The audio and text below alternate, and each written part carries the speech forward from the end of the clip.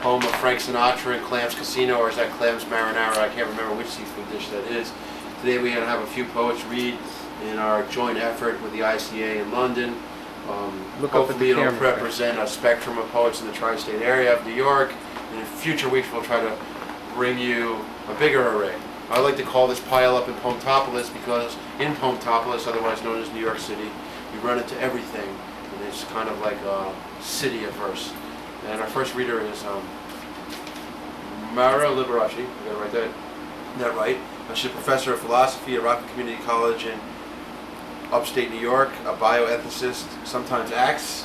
She's a poet and a writer, as she describes a mood, seascape, landscape, and memory, and has been published in several anthologies and magazines, and was in the Poets and Painters show in 1997 at a gathering of the tribes in New York. Wait, he just wants to wait. We're still not on screen. It didn't work? He's still not got us on screen. Nervous twitters are silent. The cat ambles back to the shelter of the porch.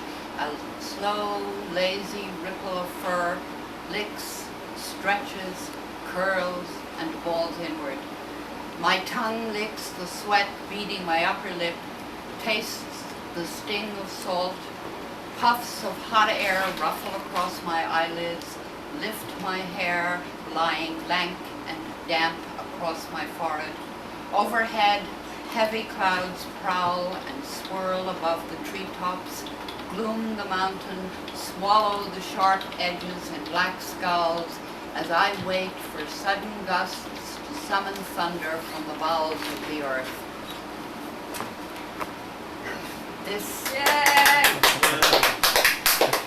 This next poem comes from the exhibit of poets and writers, and was matched up to a picture entitled The Villa of the Mysteries. And the title of the poem is Neapolitan Muse. Parthenopes plays memory like a lyre, fingering the bones, strumming the notes that sing the body, its height, the play of muscles, the stretch of tendons. Thrusting toward land, he swims under the shadow of Vesuvius's dark breasts, veined with milky streams. The glittering fall of water, a crystal cascade, slicks the skin drawn taut in effort. The sun floods his laughing mouth as the music mingles with the waves. Watching from her perch astride the brined rocks, she draws him closer. Her obsidian eyes the magnets that lure men to their death as her sea-racked hair swirls hypnotically in the ebb and flow of gray-blue waters. Shadows painted by the sun filter through now hollowed eyes, fill the cranial cave. The dark passages echo with a melody surfacing through half-sleep. Open mouth and bared teeth mock restringing the dream. The next poem kind of draws a little bit on a philosophical background. The title, Things Which We See Are Not by Themselves What We See, Immanuel Kant. The way we know in dreams as we walk through wastelands, into swamps, jump from tuft to tuft. Heart pounds in fear, a foot will slip into the water holes and draw the body slowly down into bottomless quagmires, buried in muck and forgotten. The way we know fear, when we confront the shadows lurking behind barren trees, whose branches become arms and stretch to grasp and strangle, or whose trunks and rutted bark twist into graphic features and emit groans and hollow noises.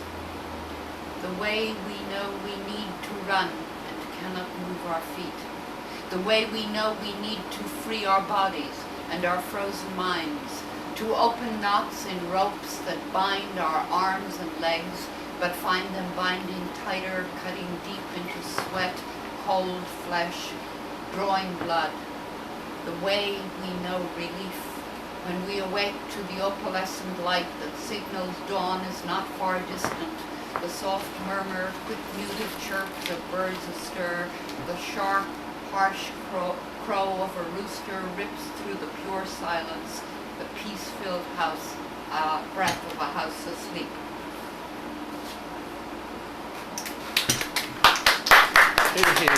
Okay. You got one more? One more. Short one, okay. Okay, this is from a quote of W.B. Yeats. I study hatred with great diligence.